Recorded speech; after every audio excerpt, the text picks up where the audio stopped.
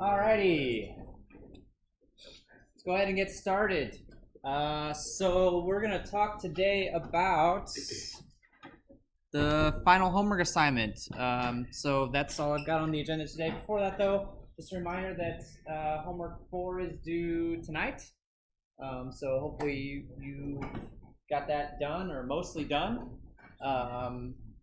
And this is the last homework assignment we're going to have this semester, so it's due 2 weeks from today on the last day of class. My intention is that this will not be a terribly taxing homework assignment. I know that you've got final projects and other stuff happening at the end of the semester crunch, so I'm hoping that this assignment will be not something that's going to suck time away from all of your final projects necessarily. We'll see how it goes. Any questions on homework 4 or scheduling stuff before we talk about this assignment? So this assignment is all geared around MongoDB, which we talked about in class on Tuesday. And so basically what we're doing on this assignment is implementing a little MongoDB API for Java. And it's based very much on the already existing MongoDB API for Java. So the classes, a lot of the classes that you are given and expected to complete already have analogous classes in the official MongoDB API. We are making some changes. So obviously the MongoDB API does a whole lot of stuff, a whole bunch of stuff that we didn't even talk about in class. So I'm going to focus our work on the things that we saw in class on Tuesday and last week in particular. So that means it's going to be a very simplified version of the database, but it is going to cover what I consider to be some of the highlights of using NoSQL databases. Specifically, we've got a document-oriented structure, right? And those documents are very flexible in terms of what they can contain. So I can have embedded documents, I can have lists inside of my documents. Everything's structured as key value pairs, etc. The homework write-up has a lot of links, not only to the MongoDB API that I was just talking about. You can see the API documentation for that, which may be useful to you since the classes that you are being asked to complete are loosely based on those classes. You'll notice here there's a long list of classes. You guys have 4. You're not going to be responsible for implementing the entire API. That would be ridiculous. You guys are going to have 4 classes to implement that are based on 4 of the most important classes from the MongoDB API that we discussed in class on Tuesday. So there's another library that I've included with this assignment called the JSON library. If you've ever worked with JSON in Java, you're probably already somewhat familiar with JSON. Actually, it's not just in Java, it's in other languages as well. It's a parser. It's a JSON parser. So we didn't talk a whole lot about parsing JSON, but to be quite frank about it, parsing JSON is very tedious. And if I asked you to parse your own JSON, it would take you a long time, and it just isn't a very valuable exercise, in my opinion. So I provided you with a JSON parser that you can use to take JSON in the form of a string and turn it into objects and vice versa. I'll show you how that's going to look in code in just a little bit. It's very similar, actually, to the idea from homework 2 when I gave you the SQL parser, right? And then you just had to use the resulting SQL query tree. Except I think this is probably even a little bit easier to use than the SQL parser was. I'll show you some examples in class today. We're going to write a little bit of code in class today, a little bit later on. All right. There is a separate repository for this homework assignment. Since this homework assignment has absolutely nothing to do with the first 4 homework assignments, I put it in a separate repo. So just like you did for the very first homework assignment, you're going to have to fork this repository put your name on it, put your partner's name on it so that I know whose it is. And then all of your work can be done in the fork that you created. All right, let's do a quick rundown of the 4 classes that you're going to find in there, and what their role is, and how they're going to, maybe most importantly, how they interact with the libraries that we're using, Mongo and JSON. First up, let's talk about documents. So documents are kind of at the heart of this implementation, of any MongoDB implementation, right? Very important that we understand what our documents might look like before we start to create any sort of implementation. So because we're using the JSON library to parse JSON for us, our documents are actually going to be JSON objects, which are from that library. So I've linked you directly to the API for these JSON objects. You can see that they actually look and feel very much like a map. That is not terribly surprising, I hope, because we're dealing with key value pairs, much like a map would. So for all intents and purposes, if you see JSON object somewhere in the code, you can think that is a document. That is a single document, right? They'll also be used for other things besides documents, I suppose. Things like, remember when we're querying in Mongo, I also pass it a document, correct? With the query information inside of it. So these objects will also be used for that purpose when we get to querying in a little bit. So they do have other uses as well, but for all intents and purposes, a JSON object is equivalent to a document. I'm going to restrict what data types you need to be responsible for, mostly just for the sake of time and simplicity. So you can see that the types that I am going to give you in these documents are strings, so just a plain string, key value pair where the value is just a single string. Other documents, meaning I can embed a document inside of a document, right? And then arrays, so lists of things. But you can also use any combination of these things with each other, right? So I could have a document inside of a document, and that embedded document might have an array in it, or it might have some strings, or it might have another document inside of it. I don't know. A list might have documents inside of it, right? So any possible combination of those things may show up in these documents.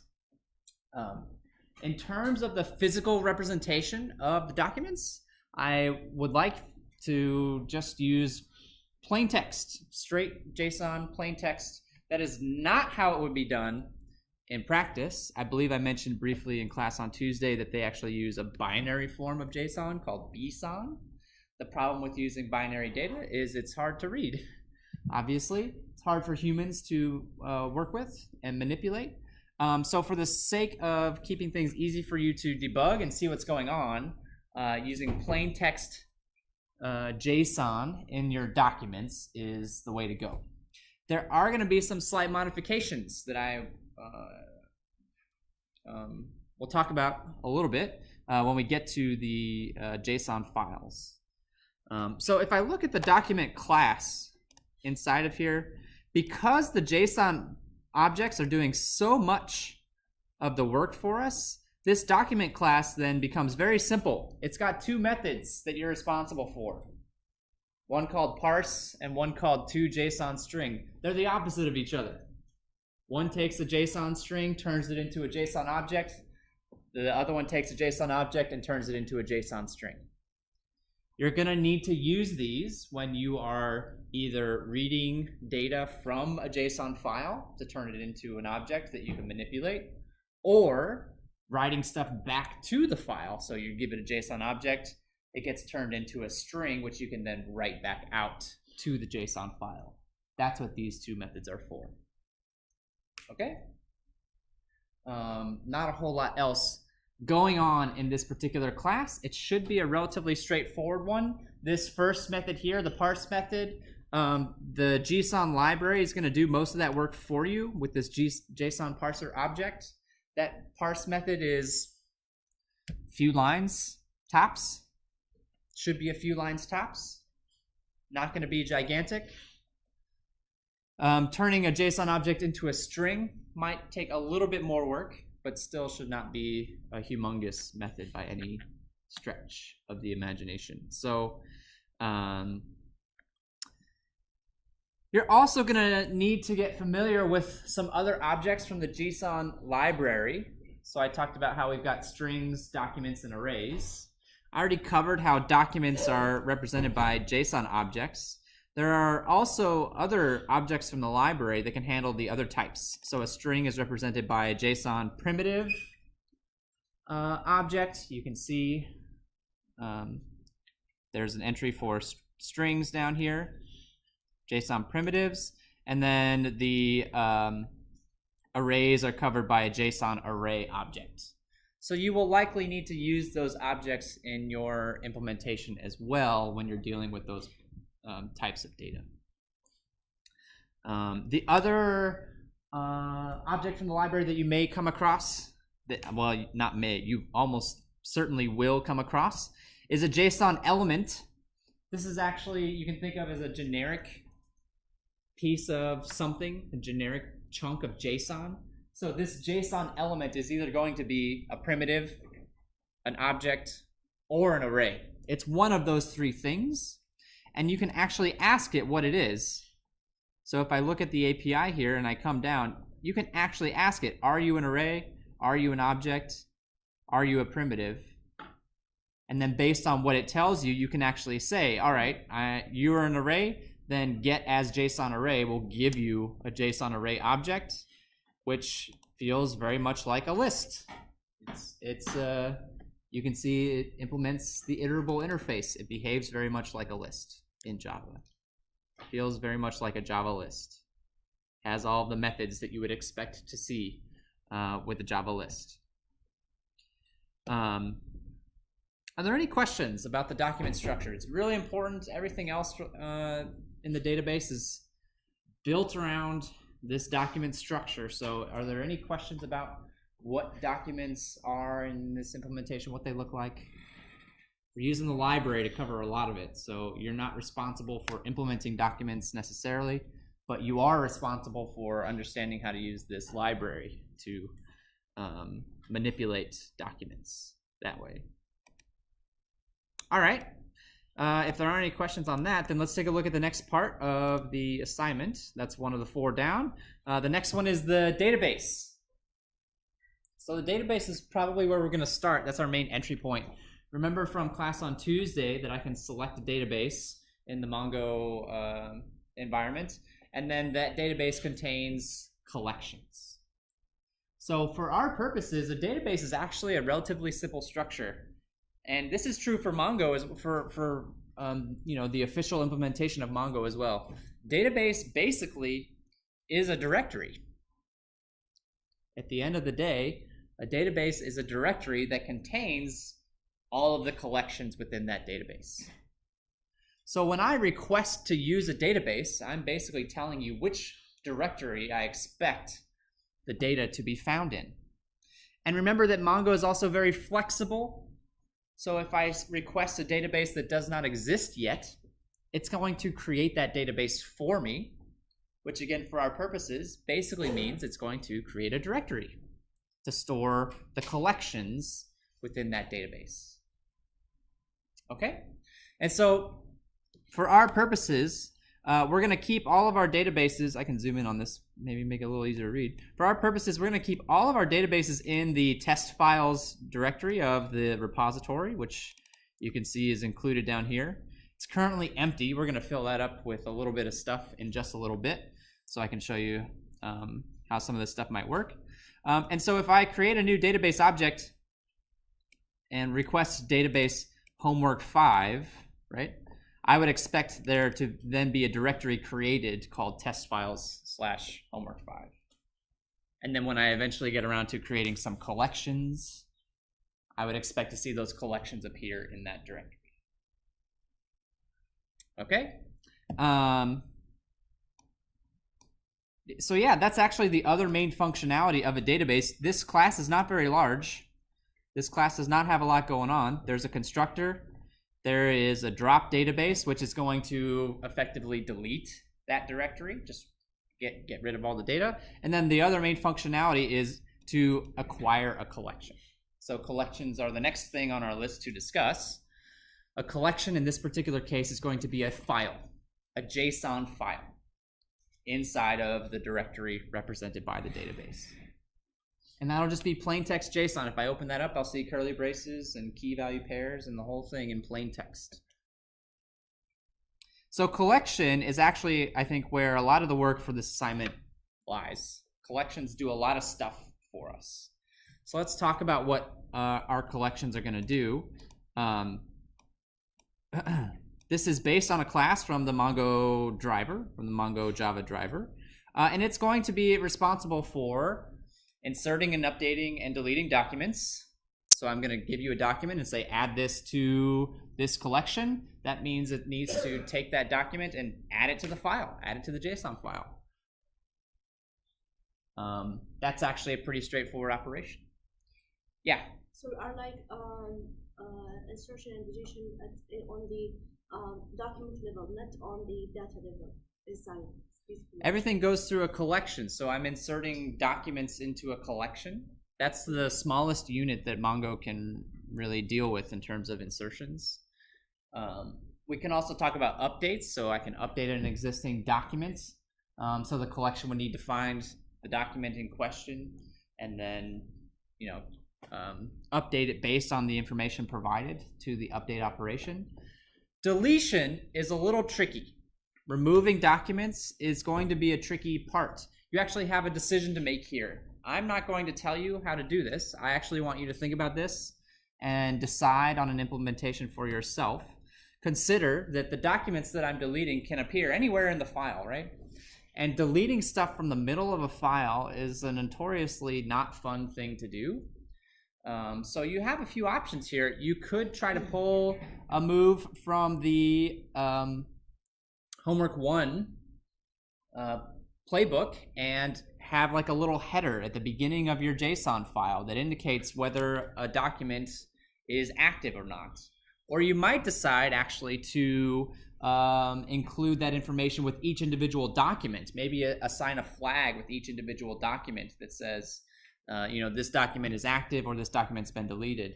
Both of those implementations are very inefficient because they don't actually remove the document. They just say, you can ignore this one. It's no longer being used.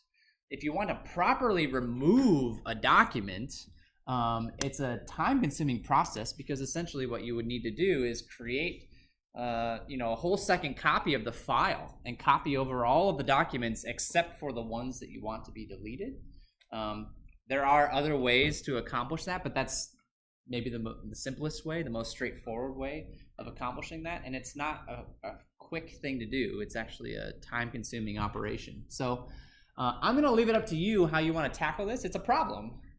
And all three of the options that I presented to you have their advantages and their disadvantages in terms of speed and space and the trade-off that commonly exists between speed and space.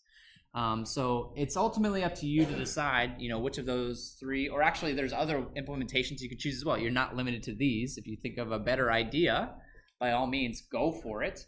But basically, I'm leaving it up to you to decide how to come up with some kind of mechanism to properly remove documents from the collection. I'm giving you a lot of flexibility there.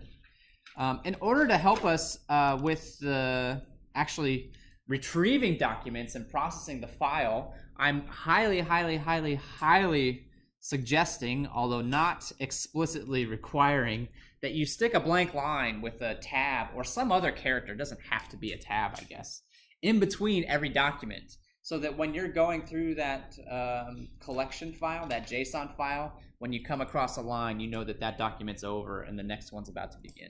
It'll save you a lot of time as opposed to trying to match up the curly braces, which you certainly could do.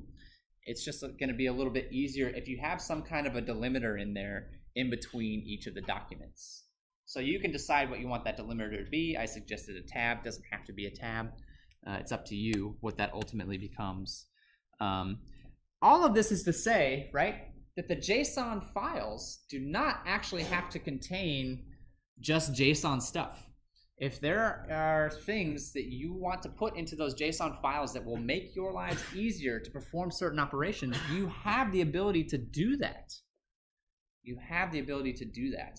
As long as the documents themselves are proper formatted JSON, anything else inside of that document, or anything else inside of that file, rather, does not matter. You can do whatever you want.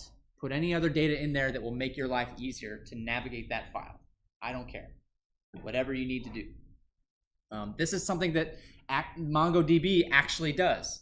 If I look at a BSON file, it's not just binary JSON. There's other information stored in that file to make it easy to traverse.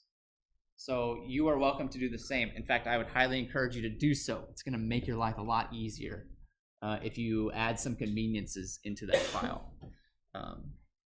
Okay, so we've talked about insertion. Talked about removing stuff. Updating stuff is also something that I'm asking you to do, and so you'll find the methods for these in here, right? There's actually 3 different find methods to represent the different ways that we can query things in Mongo. Find with no parameters is everything.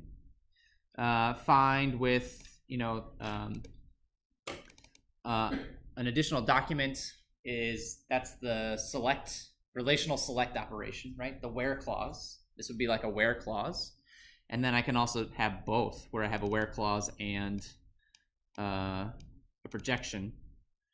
Notice those are also documents being passed in, like we saw in class on Tuesday, being passed in. And we should probably have time to do some examples of these in class today, just to show you how that would actually work. Insertion, I give you a list of documents, insert them all. Here's updates. So update is literally find something that matches the query and replace it with this. That's what an update operation is. Could be tricky. This one could be tricky as well. Remember that updates can behave like a deletion followed by an insert. That might be one possible path to implement an update operation. Delete the old one and insert the new one, possibly. Possibly. Okay, and there's deletion. The rest should be fairly straightforward. Get document here at the ith position, so go through the file, find the ith document, and return it. This is going to rely on that parsing method from the document class. Pull out the string for the document, pass it to the parser to turn it into a JSON object. So this is where a lot of the work's going to go. There is one more class to talk about, though, that relates specifically to querying, which is the kind of the last major piece that we haven't talked about in a lot of detail yet. There are lots of ways you can query in Mongo. I'm not going to require you to implement complete query functionality. That would be way too much work for the time that we have available. So you can see here a list of queries that I expect you to be able to handle. Right, queries that include all documents, that should be simple. Queries that get a single document, or queries based on data in an embedded document or a list. So I can actually query based on information inside of those complex structures. These are actually links to the official MongoDB documentation on how to query inside of an embedded document or how to query inside of a list that you can use to help guide you on how that should behave. And then I also want you to implement the comparison operators. We actually saw these in class on Tuesday. That's just greater than, less than, equal to, those kinds of things. You do not have to worry about the logical operators or the element operator. You don't have to worry about these. Just the ones that come under comparison. That's all I care about. Just implement the ones under comparison.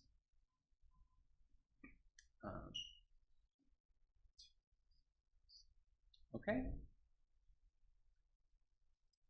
And so in terms of querying, the result of a query is going to be a cursor.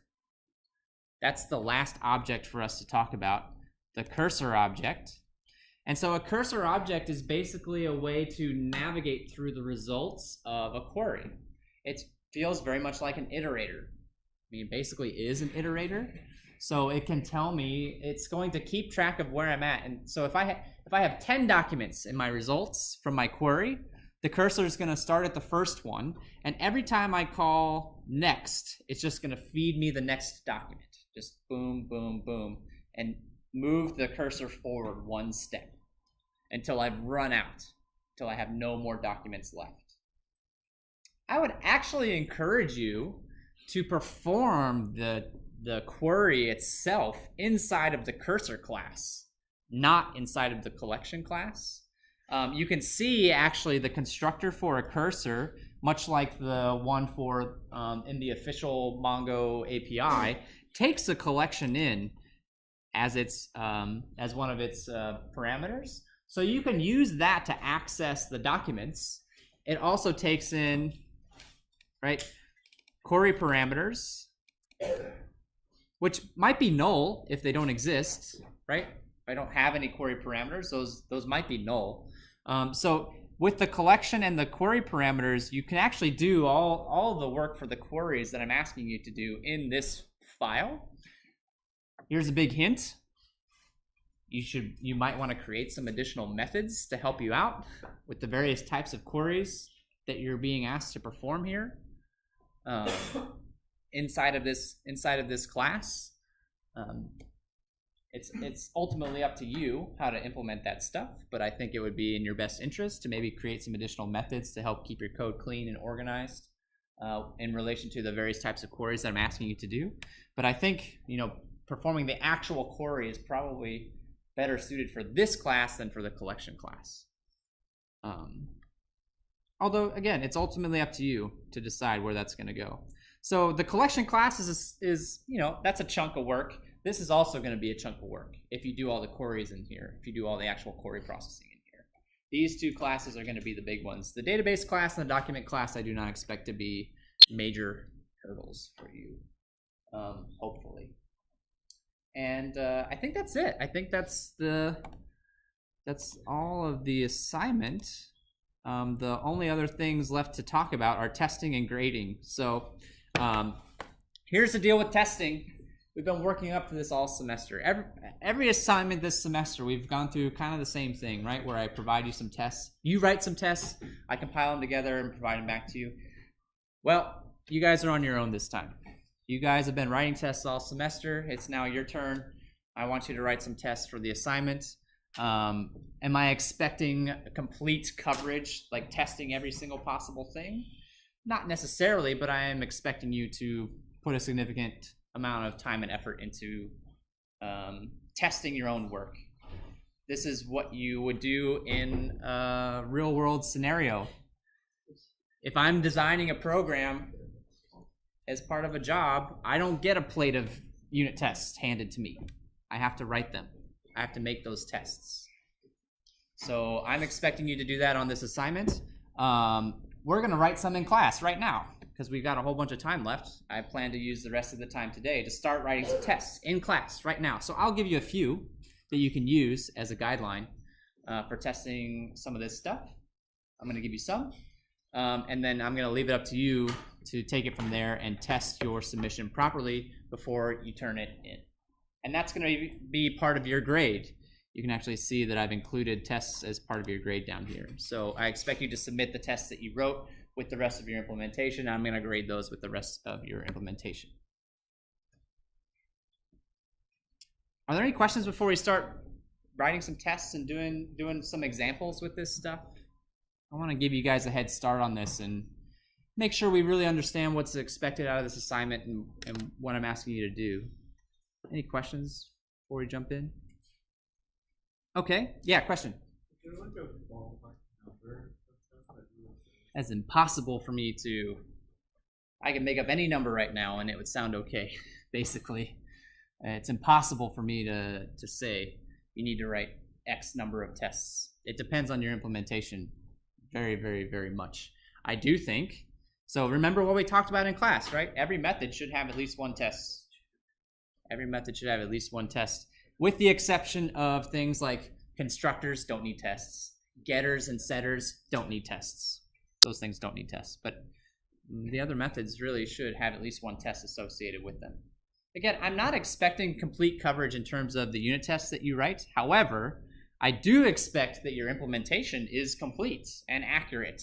So even if you don't have a test for every single possible edge case in your implementation, I expect those edge cases to still work properly, because I'm going to have some tests that I'm going to run on your assignment that are going to be very complete, and your code is going to have to pass those as part of the grading process.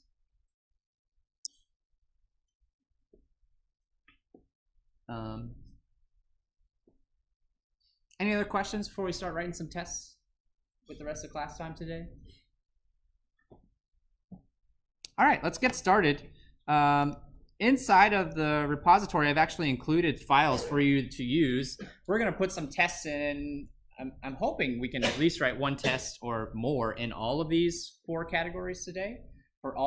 There's one for each class that I've given you, right?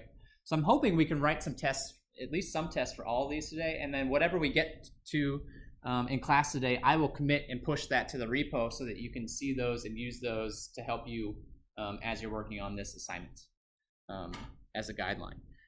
So I'm trying to think where the best place to start would be. I guess maybe the document tester might be a good place to start, possibly. So there's nothing in here yet right now. And remember, the document was a pretty straightforward class. There's only 2 things in it. There was a parse and then the opposite, two string. And so it should be able to, the test should be fairly straightforward for that. So if we want to write one for the parser, we can do that. Test parse, all right? And so how would I go about testing this? What would I want to do? Remember, we're trying to keep our tests narrowly focused. So let's think about this, right? What would I want to do if I wanted to test parsing?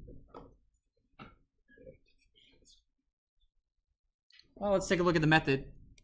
What is it expecting? It's expecting a string to come in, JSON string.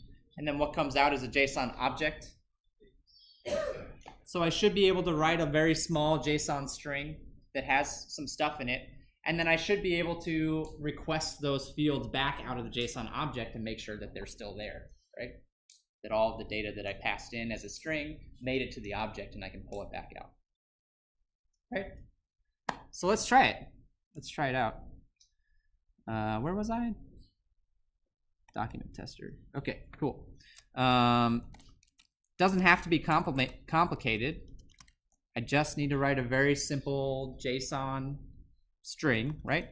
So could have some key value pairs in it. You could keep it very simple and just have a single key value pair if you wanted to. That would, in fact, that might be a good thing to do. One with a string, one with another embedded object, and one with a list in it might be a good idea to test this. Yeah. So I believe the string, like one string couldn't hold large number of characters, right? I'm not sure what the upper bound is on a string in Mongo. I'm not sure. I'm sure there is one. I don't know what it is. I know that a Mongo document is actually limited in size to, I want to say, is it 4 megabytes or something like that? I'd have to look it up, but so that's a hard limitation on the entire document. To make a single string that large would be kind of ridiculous, but I bet the limitation on a string is a bit smaller than 4 megabytes, if I had to guess. So I can make a very simple key value pair, right? Key, quote key. Notice I have to escape these quotes since I'm inside of a string, right? And then give it a value. And there we go. That's a JSON string right there. Doesn't have to be complicated. It's got a key and it's got a value. We want to keep it simple. We don't want these tests to be outrageous. So the next thing that I'd want to do is then pass this into the method and grab the results and then verify that it made it. So the results I expect to be a JSON object. Oops.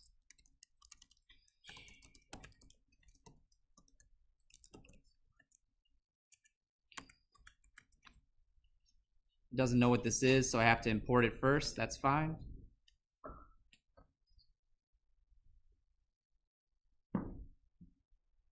And now we just need to verify the results. So if I look up how to access stuff in JSON objects, which I've included in the document, which are included in the documentation here, you can see there's a get, right? There's a get method here. And so I would want to assert. That was for element. Was that for element? Yes. Oh, I'm sorry. JSON object. Oh, I'm sorry. You're right. Get as JSON primitive, I suppose, would be. What was I looking at? I was looking at this one. Yeah. So I'd want to get as JSON primitive, which would then return a JSON primitive, which includes a method to get it as a string. And since we're only dealing with strings, we know that that's what it's going to be for this assignment. We don't have to worry about these other types. That was part of the reason why I limited it to strings. So we're going to get, what did I just say? Get as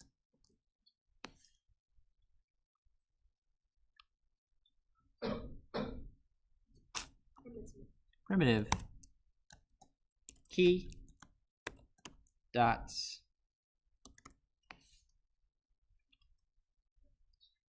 get as string equals value. There we go, one test done.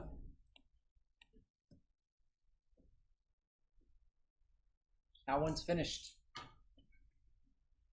That one is finished, and hopefully from here you could see how you might write similar tests to do things like embedded documents and lists. In fact, you know, I want to make sure to talk about some of the other classes as well, but if we have time, we can come back today and write some more tests for embedded documents and lists as well.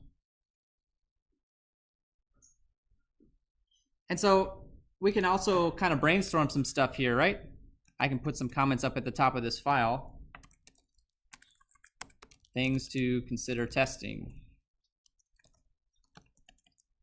So what are some things that we should consider testing? Parsing, we already talked about parsing embedded documents,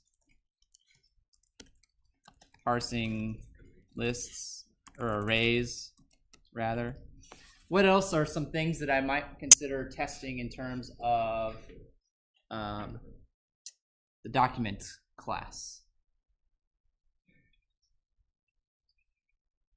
I've got this whole other method, right, to JSON string, so I'd want to give it, I need to test this method as well. So basically the same three things tested in the opposite direction.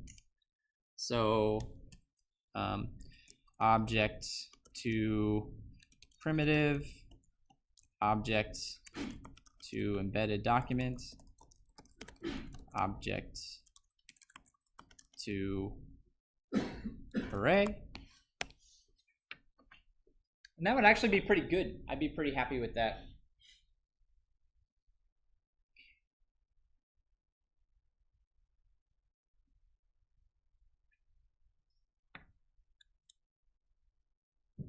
All right.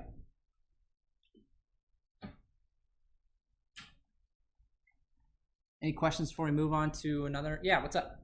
Sorry, what was the method that you called on the primitive object? Oh, I'm sorry.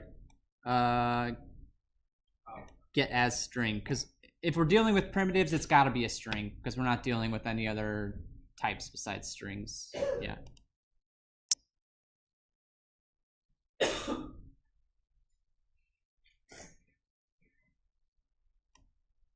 And I will commit and push these to the repo. You'll be able to check them out, comments and all. Let's do the DB next. The DB was very, very, very, very, very simple. There were not a lot of methods in here to test, so we can take a look at the DB. Right? I've got a constructor, and I've got get collection, and I've got drop.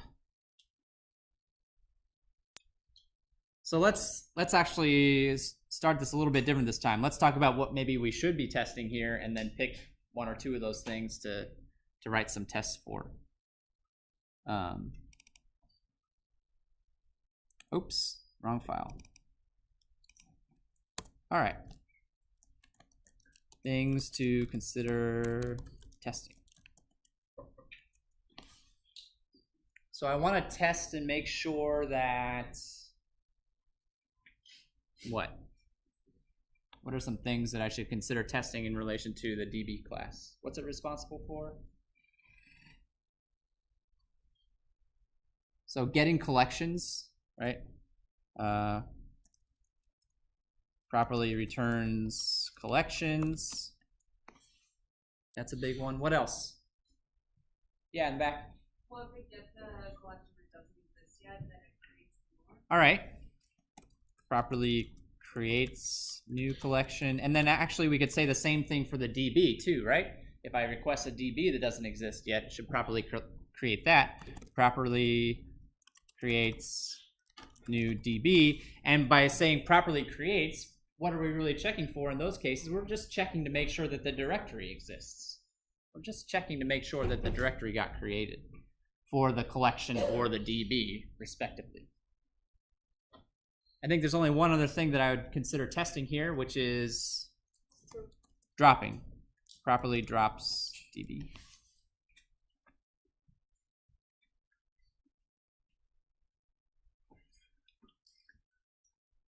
So none of these, again, are terribly complicated tests to consider, right? Properly returns a collection. I'm going to get a collection object back, and I just want to make sure that it's the collection object that represents the collection that I requested.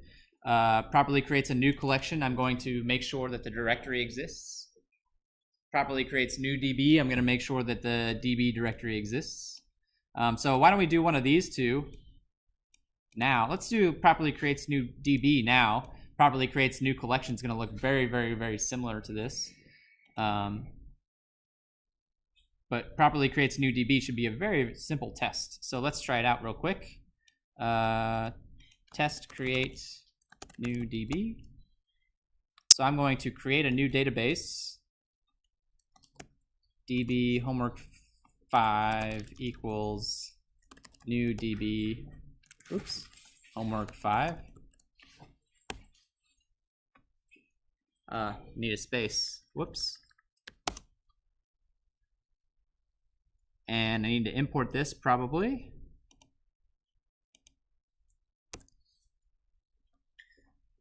And honestly, now I'm ready to write an assertion. I'm already ready to write an assertion to check to make sure the directory exists. I gotta be honest with you guys, I don't know how to do that. I have to look it up. So let's look it up and see. I'm sure it's probably just a one-liner. Java check directory exists. Perfect. Thank you, Stack Overflow.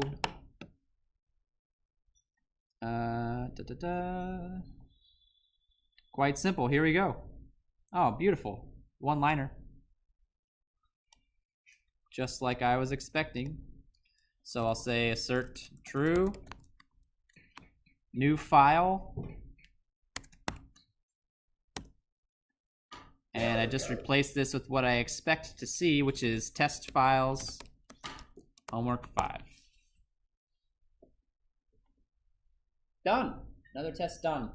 Collection test is going to look very, very, very similar to this. There'll be an extra line in there to request a collection, and then another line that makes sure that the collection directory exists.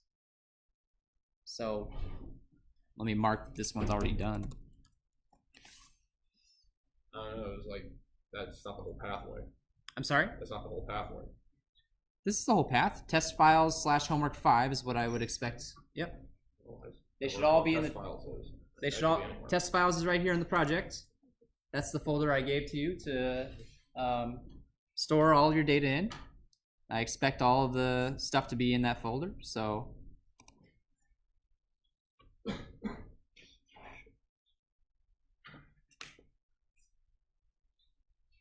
Okay. Any questions on that one? All right. So, you know, the two that we have remaining, collection and cursor, are going to be the trickier ones because there's a lot more stuff going on in there, but we can still spend some time talking about the kinds of things that should be tested for those particular for those particular classes.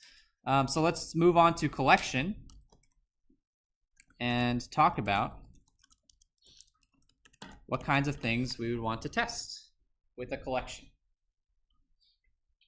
So who can help me out here? What are some things we need to test? Might help to refer to the class and take a look at what's in there. Remember, roughly, at least one test per method is a good rule of thumb. So you see I've got these different find methods. So querying is going to be a big piece of this, right? Can I perform all the queries? So we can make some tests for querying things. Queries, whoops. So there's find all, find with, relational select, find with projection, right? And then we got to make sure to work some conditional operators in there. And then the last one would be embedded documents and arrays.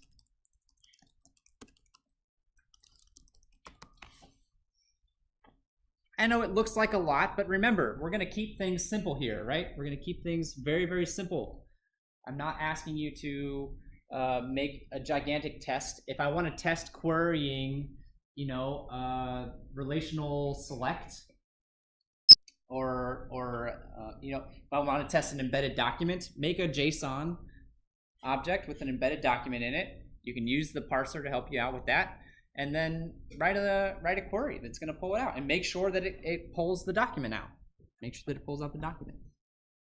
Same thing for an array. Write a document that's got an array in it. Write a query that's going to pull out the document with the array, and make sure that you get it back. Make sure you get that document back.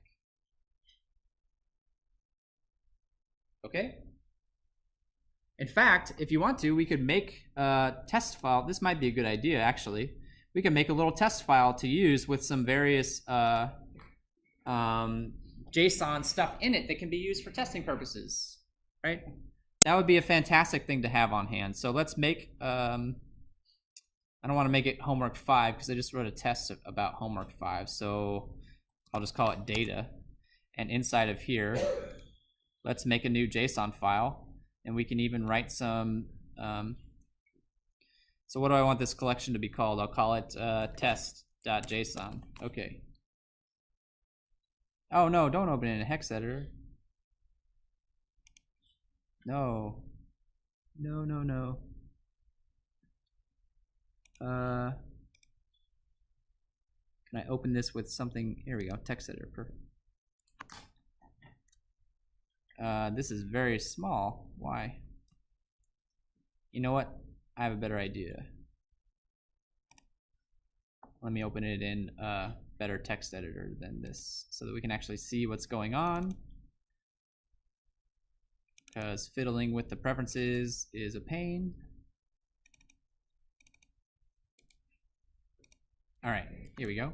This is much better. So I can start putting some documents in here, right? And remember that I highly suggested you leave a blank line with a tab in between each one. So you notice I just put a tab in between each document.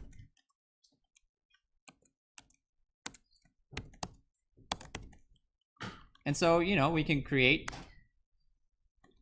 stuff with key value pairs. We can create stuff with embedded documents.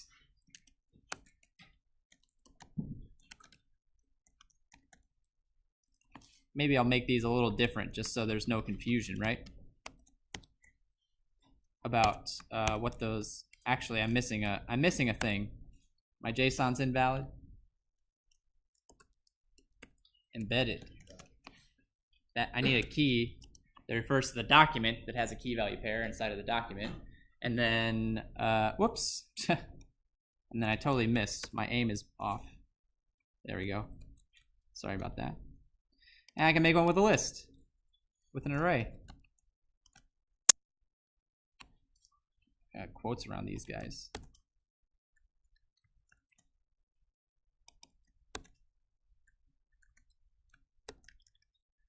1,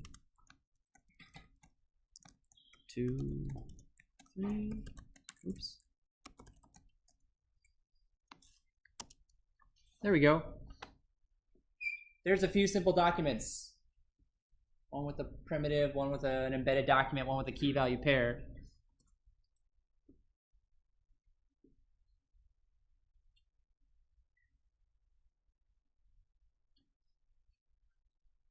And so now I can actually access these through my collection. I can access these through my collection. In fact, that's something that we could, oh cool. That's something that we could write a quick test for as well. Document access. And then we need to do document insert, update, delete. I think that's actually a pretty good list right there. I think that's it. Right? Yeah, I think that's it. So we can write a document access test right now, and then we can maybe write a query test as well. We got lots of time. So let's do that. Test get documents.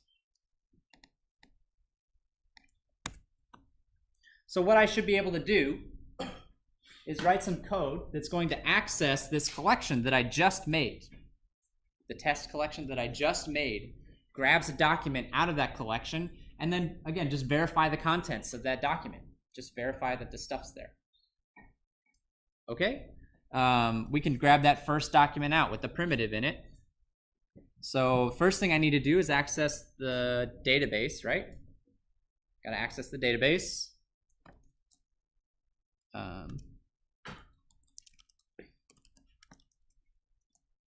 The database is called, you can see based on the directory structure, it's called data.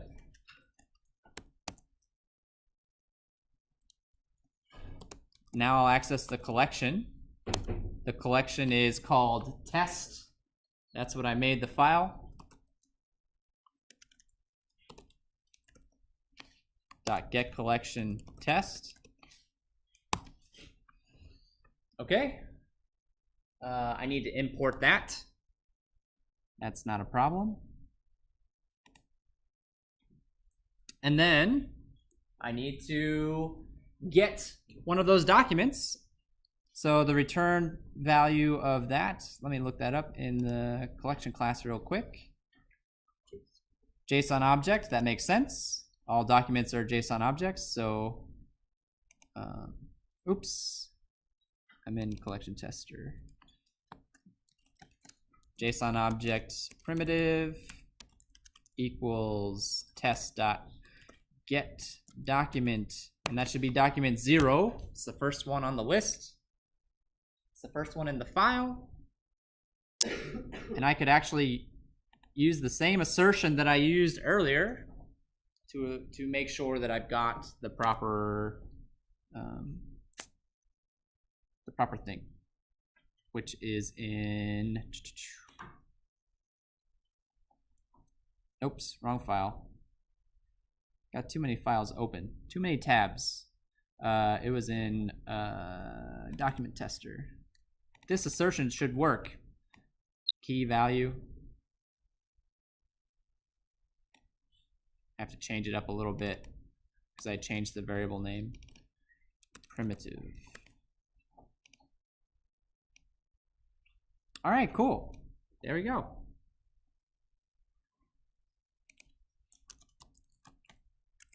I'll put a question mark there because you may decide you want to do some further testing on that one to make sure that it is working to your specifications.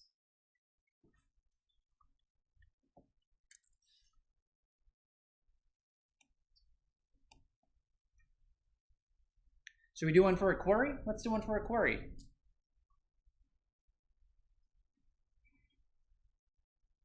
Let's do one, we can do a few for a query, right? Forgot to mark that as public, not that it matters too much. Put the annotation on there.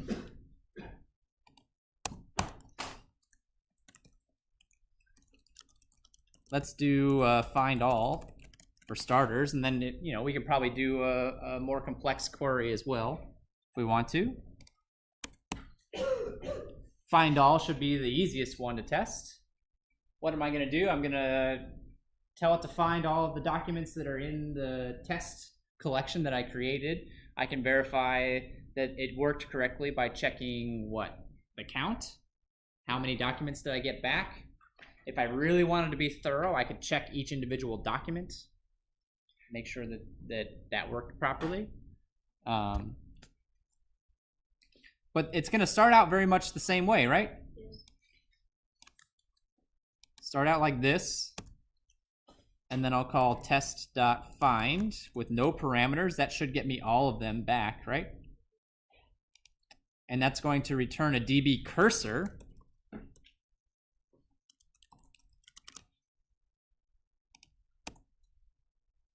And does DB cursor have a count? I think it does. Yeah, it does. Oh, I need to assert. What am I doing? Sorry. Assert true. Results.count equals 3. There we go, another test done. What kind of test is this? We actually talked about the different kinds of testing that's performed. What kind of tests would you classify this one as? There are two main types of tests we've been writing in this class. There's unit testing, which is a little bit confusing because sometimes people call all of their tests unit tests, but unit tests are meant to test very small, narrow, focused code that is based on, usually a single method. And then the other kind of testing that we've talked about in this class is what?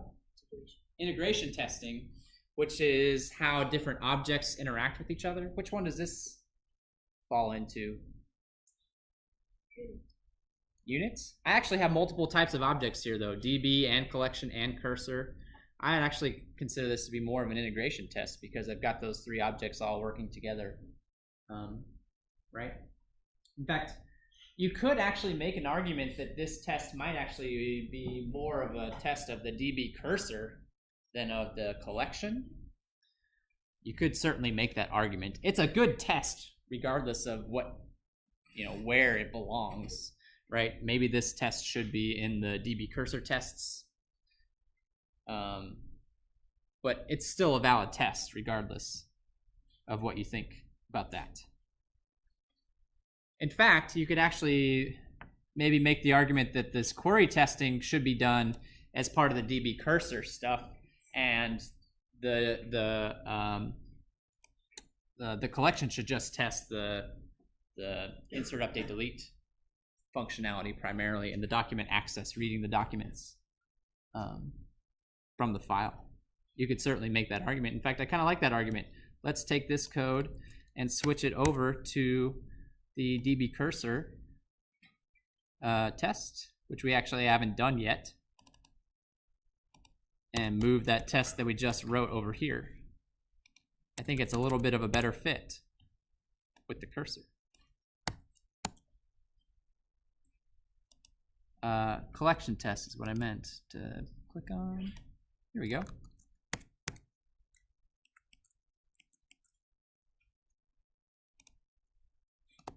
Boom. Done, question mark? There we go.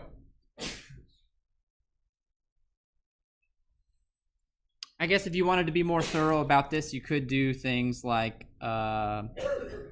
test next and has next here as well. I think that would actually probably be a good idea. This is actually similar to how I tested things with the iterator on homework 1, right? Very similar in theory. So, a few assertions here that say results.hasNext. So that should be true because I haven't actually requested any yet.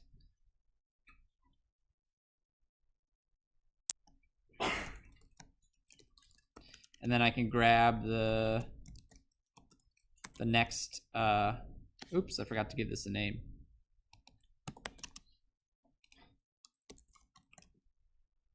Grab the next document. What's the, uh-oh, did I screw something up? What did I screw up here? Oh, not a document. There's a bug. I'm glad I found that now. Should be a JSON object. Right? And this should be JSON object. That was a bug. My fault. Good thing I found that now, because I was going to commit these changes anyway. My fault. Good thing we're writing these tests, right? Tests are useful for that kind of stuff. So now I can go back to the cursor tester. Are you still mad at me? Why does it think it needs to be static? Oh, because it should be results. Thanks. This probably just needs to be imported. And then I can just duplicate these lines a couple more times.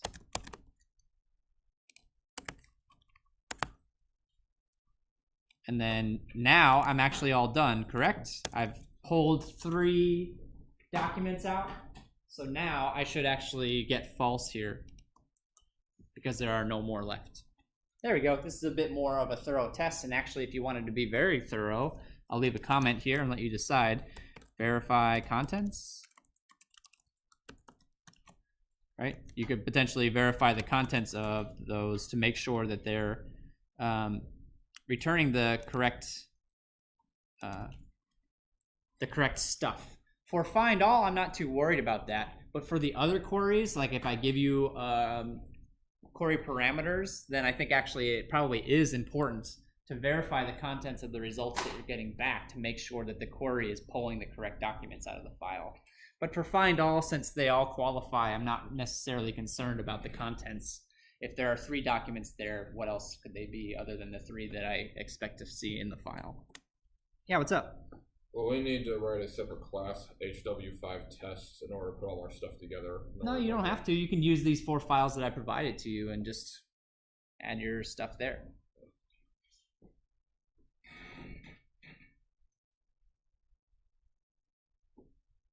And again, you know, I'm not expecting this testing to be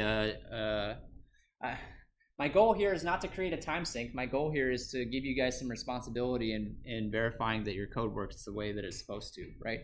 This entire semester, I've given you tests which I'm sure have been very helpful, and I'm still giving you a few tests that you can use, right, which I hope are helpful, but I do think that the ultimate responsibility for verifying your code is on you.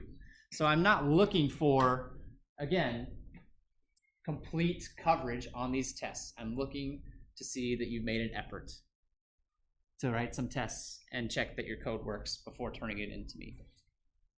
I'm not going to dock you points if you accidentally skip a test case. That is not my goal here. My goal is to see that you've put forth an effort to test your code before turning it in. That is my goal.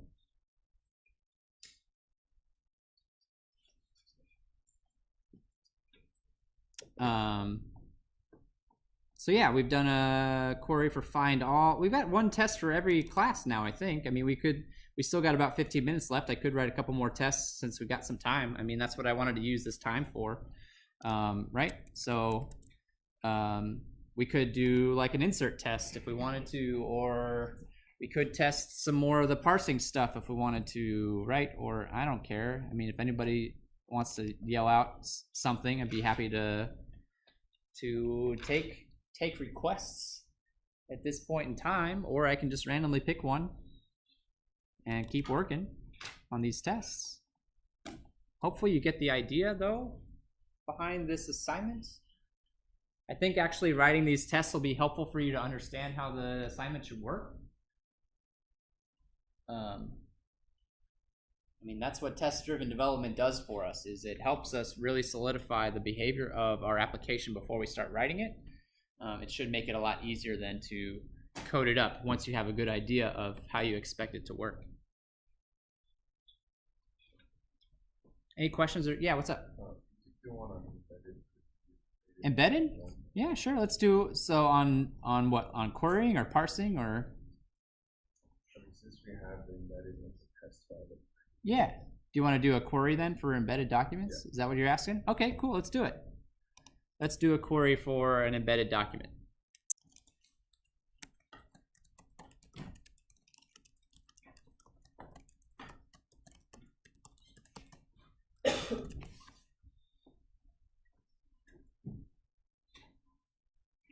Okay.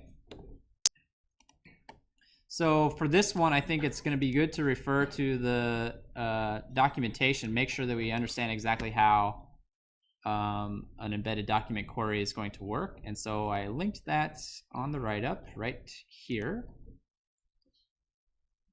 So we can take a quick peek.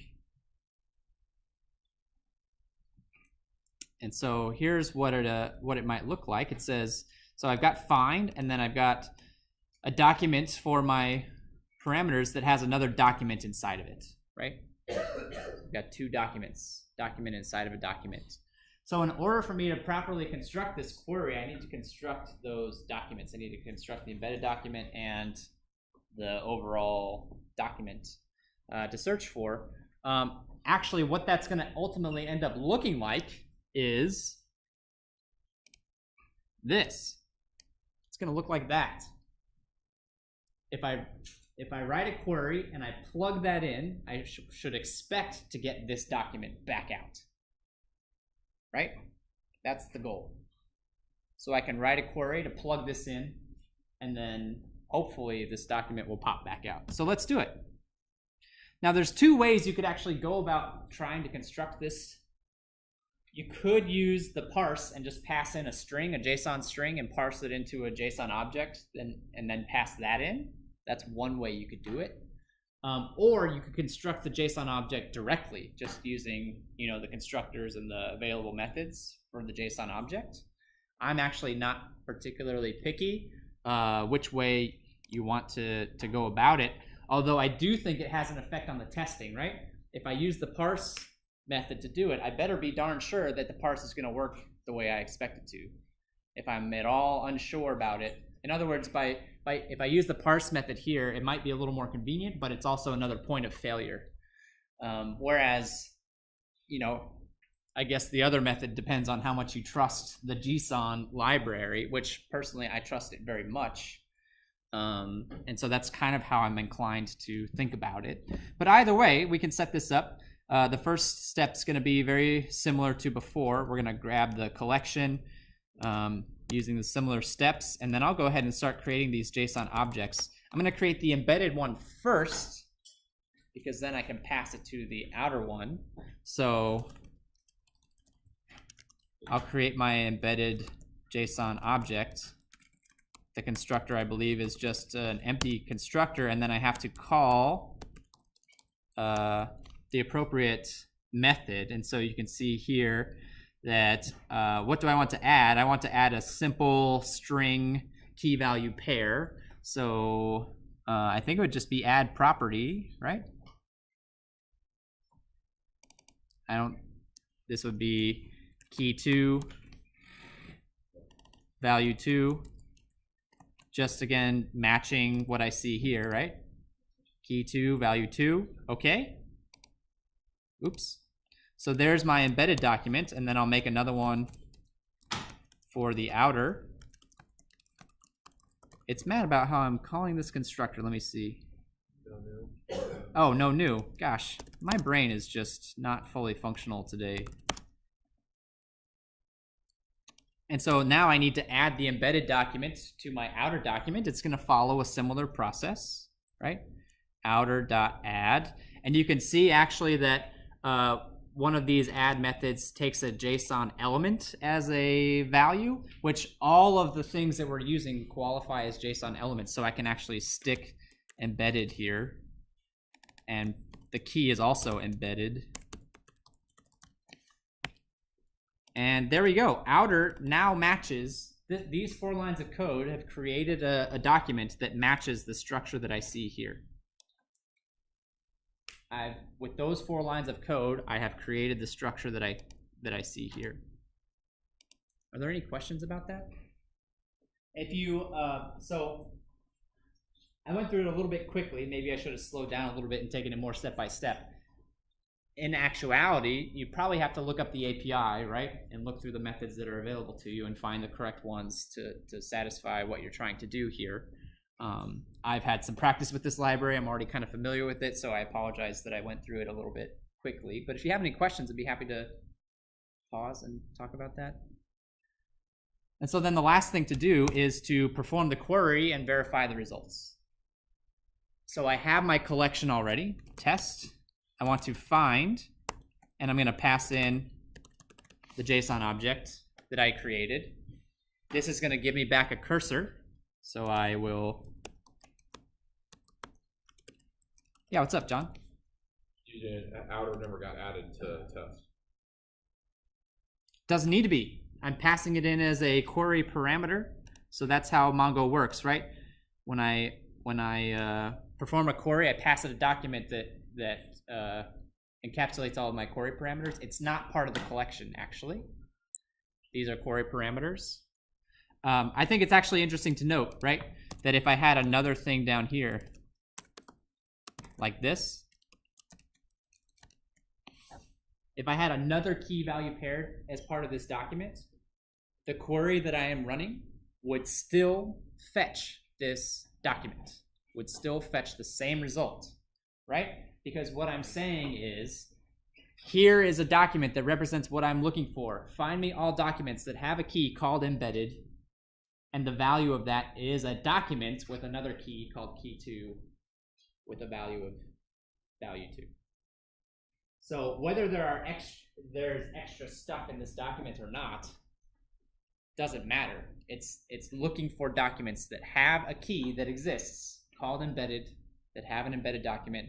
Or another way of thinking about it is, right, I could take this same embedded document and stick it down here, and now it would return 2 results, right? It would return both of those documents as my result, not just the first one. But I'm going to take it out and put it back to how we had it before. Did I put a tab here? I did. Save. Okay. So we got the results, and one quick thing we can do to verify is to check the count.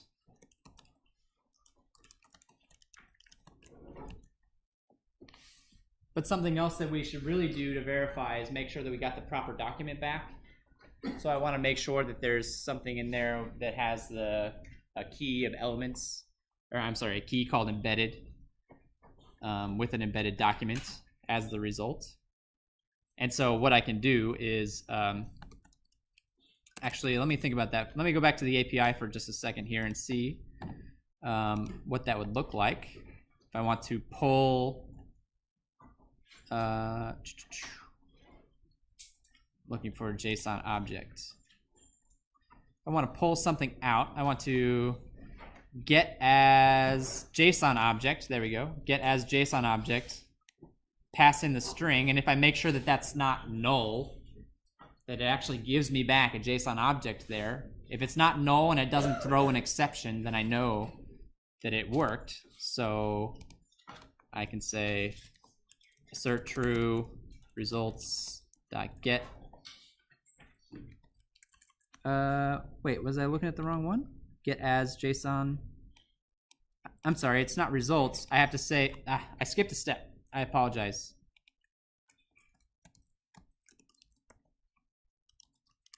I have to get the next document first, and now I can pull out the appropriate information. Get as JSON object not equal null. And that's enough to satisfy me that it pulled the correct thing back out, that it pulled the correct document back out.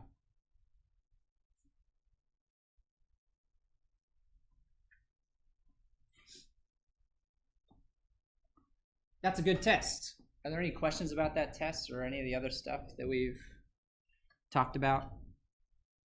That's a good test. I like that test. The other tests are going to follow a very similar format for querying.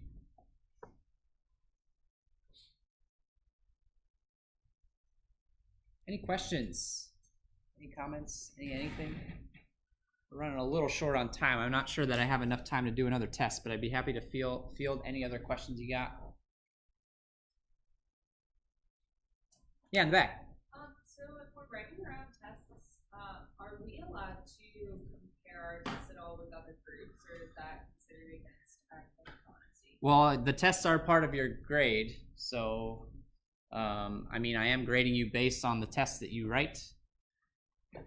I guess, I mean, the way that I think about it, you know, for other classes, you're going to test your work before you turn it in, and I expect the same would be true of this class as well. I mean, I'm just formalizing that a little bit more. I'm just asking you to explicitly tell me what you've tested, right? As part of your homework submission. Tell me, the tests are a way for you to tell me what you know works in your assignment or what you know doesn't work in your assignment. I would actually expect you to write code like this anyway, right? To test your submission before you turn it in. I would expect you to write code that's going to call these methods and check the results before you turn your code in. I'm now just asking you to, you know, put those into some tests and submit that along with the rest of your work so that I can see what you've checked and what you haven't. That's the goal. Yeah. Can we use the extension on this homework? Yeah, sure. I don't see why not. That'll put it into finals week, so I mean that's your decision to make, but I don't have a problem with that. Any other questions? All right, I will commit and push these as soon as I get back to my office. Otherwise, I'll see you next week. Have a good weekend. Yeah, what's up?